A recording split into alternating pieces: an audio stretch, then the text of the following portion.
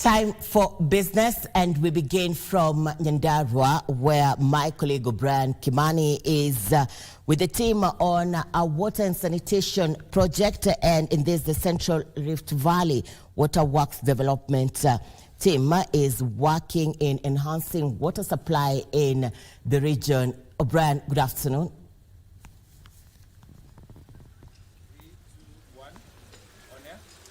Many thanks indeed, Irene Muchuma.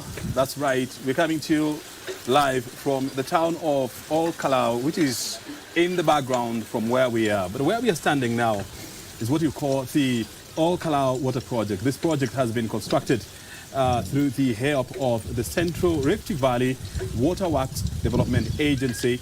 And this is just one of the 4 projects that the agency is developing.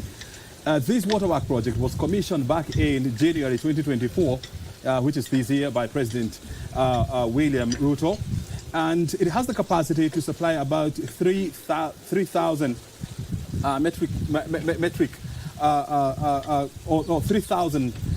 cubic meters of water, which is about 3 million liters of water, on a daily basis, and it has the capacity to supply water to about 13,000 people in this town. Is this enough? Absolutely no. What other projects are on the way? Joining me on the set is the County Executive Committee member for water, as well as climate change and natural resources. This is Samuel Mogo. He's going to give us more ideas about this project and, of course, other projects that are underway. Thank you very much indeed for joining us. I first of all want to hear from you. I mean, how has this project transformed the water and sanitation phase of Kalau town? Thank you very much. My name is Samuel Mogo. I'm County Executive Committee member for Water, Environment, Climate Change and Natural Resources. Kalau Water and Sewage Treatment Project started back in 2020 under the Central Rift Valley Water Works Development Authority, together with the national government, the ones funding this project, and it has gone a long way in solving some of the problems here. Water-related and sanitation-related. For instance, for the sanitation part, we have a sewage treatment plant about 3 kilometers from here, which has the capacity to hold 3,300 cubic meters per day. And also the water treatment plant. We have treated water for 2,000 cubic meters per day. We have interconnections of more than 4,000 interconnections. We have interconnected the residents of Kalau town around 430 connections. So our target is to have the 500 in the first phase, which is worth around 680 million, and which is complete, and it's doing a lot of good to the people of Kalau because of matters environment, matters employment. We are also having people for the first time since independence. Kalau people are enjoying treated water instead as opposed to having the raw water. We are also having people enjoying sewage decent life through having the sewage system where we have the sewage instead of previously we are using the septic tanks, the pit latrines, which are quite unhygienic. Very well. When you look at this project alone, I mean, it has the capacity to supply water to about 13,000 people every day. And Kalau town, you have a population of how many people? About 20,000. About 20,000 people. Yes. So you still have about 7,000 people who are outside, who are not being served by this project.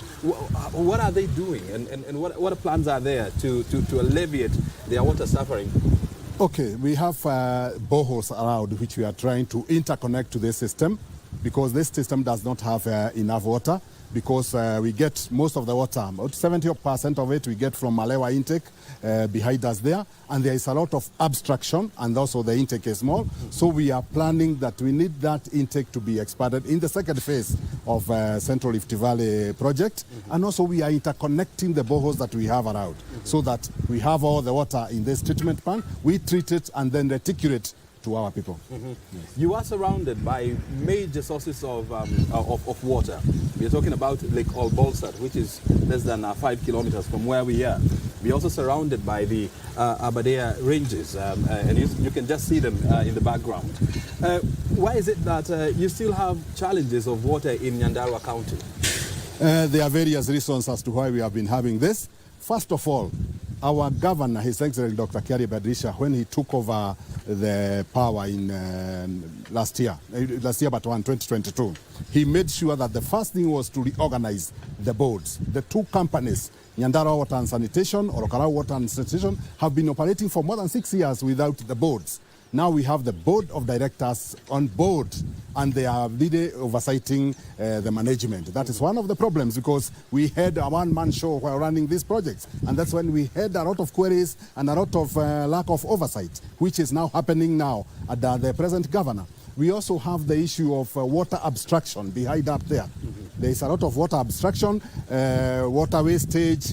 All those, they have been making it difficult for us to have adequate water, to have it, so to have our residents have enough water. There's also the issue of climate change.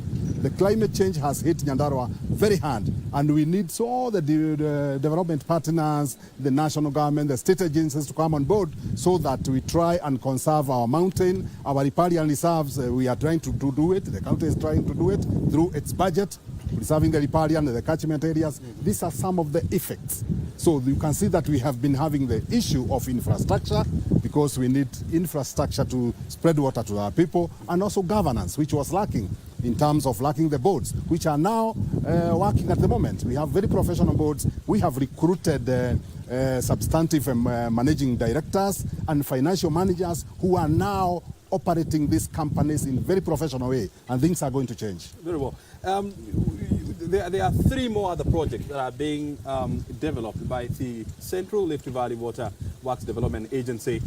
Highlight these projects and how they are also going to boost water and sanitation space in Nyandarua County. Thank you very much. Central Rift Valley Water Works Development Agency, together with the national government and the African Development Bank, they have been doing wonderful work in Nyandarua County, because apart from this Okarau Water and Treatment project, we also have Kirema project, which is worth 600 million. Already we are doing feasibility studies. Central Rift Valley, in conjunction with the county government, we are doing feasibility study at Shamata and Daragwa, those areas where we intend to have the project serving. That's one project. We also have Geta Mogiteri. We have the team there for Central Rift Valley and the county team who are working on it. On the other side, we have St. Luke. St. Luke is a massive project that can solve problems for Magumu and Idhafai and Nyakio and part of Jabini. And right now, they are doing the feasibility study. It's going to be funded to a tune of around 1 billion, and it is going to solve those problems. So Central Rift Valley Water Works Development Authority, African Development Bank, the national government and county government are working hand in hand to have these projects completed. When you look at the national water coverage in Kenya, you're almost talking about 70%. And when you look at water coverage in Nyandarua County, you're looking at 50 what percent now?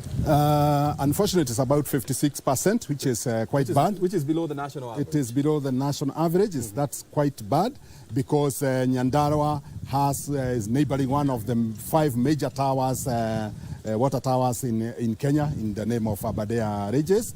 But we must say that Nyandarua need to be pushed up a little, because of the confusion which we had with the Nyahururu town. Most of our infrastructure were invested in Laikipia, which is in Nyahururu town, and they are supposed to be in Nyandarua. So that's one of the problems we are having. And also this issue of environmental effects. The environmental effects have been hitting us very hard, because the other day you saw that Lake Oroborosat dried up because of lack of proper management of our intakes there. And lack of desiltation. Exactly. We need a lot of desilting our dams. We need to do more boreholes so that the water is sustainable. And then we go to at least a safe margin instead of 56%. Yes. When you look at Nyandarua County itself, revenue allocation from the government, you're talking about 6 billion shillings. The equitable share, we get about 6.2 billion shillings. Own resource, own revenue generation, you're talking about 600? About 600 million. 600. Yes. Is this, all these, is it enough, I mean, to meet the water and sanitation needs for the people of Nyandarua County? And you're looking at a population of almost 700,000 people. That is not enough. The equitable share for Nyandarua, if I could request the national government, should be higher. Instead of 6.3, it should be higher. And also the own source revenue. We are tightening the schools because we have last year we had around 600 million. We are pushing over. We are pushing all the departments so that we have at least 850 million own source revenue, so that at least we alleviate this problem of water, because Nyandarua County is an agricultural country. And we still have some people having big even relief food at the lower Ndaragwa because of lack of water. We have land, we have water, fertile soils, but the problem is water. Yes. You know, when you look at Kenya's national water policy, which was developed, I think, around the year 2021, it talks about ensuring that there is 100% water coverage and 60% sanitation coverage for Kenya by the time we get to the year 2030. We are talking about 6 years from now. Do you think Nyandarua County will be able to meet the aspirations of a sustainable development goal number 6 when it comes to water coverage as well as sanitation? As per our Constitution 2020, water is a human right. Water is a human right, and with the policies that we have with our governor, His Excellency Kerry Badrisha, it is possible. That is doable. We can have those targets achieved. What we need to strengthen is governance and also more support so that we get more infrastructure from development partners, state agencies, and also the national government. Yes. If you're just joining us, I mean, we're coming to you live from the town of Olkalau, which is the capital of Nyandarua County. It's just behind me here, and I can tell you that it is very windy because you have the Aberdare Ranges just behind us here. And of course, this is quite a cold area. But we are also in the company of Samuel Kabu. He's the County Executive Committee member for Water, Climate Changes, Natural Resources. And what we are trying to find out is what the county government is doing together with other agencies like the Central Rift Valley Waterworks Development Agencies to enhance water as well as sanitation projects in this county. Tell me this, when you look at the future of this county and the collaborations that you have with other agencies like Central Rift Valley, what other projects are likely to be in the pipeline that are going to enhance sanitation and water coverage in this county? At the moment, we have already 2 municipalities, new municipalities, one at Mairoinya, that is in Ndaragwa constituency, and one at Eugenia municipality, which is Kinangop. These are one of the 2 other targets that we should now focus at, because those people, they need proper treated water. They need the sewerage system to be operational. Those are very key areas in addition to what we are doing in Olkalau. Yes. Apart from Olkalau town, are there other towns that you need interventions by agencies like Central Rift Valley? Oh yes, we need so many other interventions. Like in Gatimo Ward, we have Kamwana Dam, a massive dam that requires just to be pumped up with some money, the BQ from our roadmap in the water department. We need about 150 million to solve the issue of Gatimo, water issues for Gatimo and part of Wero. That is one of them. We also have the 3 projects, that is Kija Dam, we have Malewa Dam, and the Pesi Dam. If those projects are done, and the St. Luke and this one and the Kirima one, Nyandarua will be quite comfortable, and we'll have now our agriculture operating optimally, so that we have to export, we have tourists coming over. Yes. Very good. Is there anything else do we need to hear from you? Yeah, so the only thing I would like maybe to comment on behalf of Nyandarua people, and also I'm sure the governor is on this, is on the funding.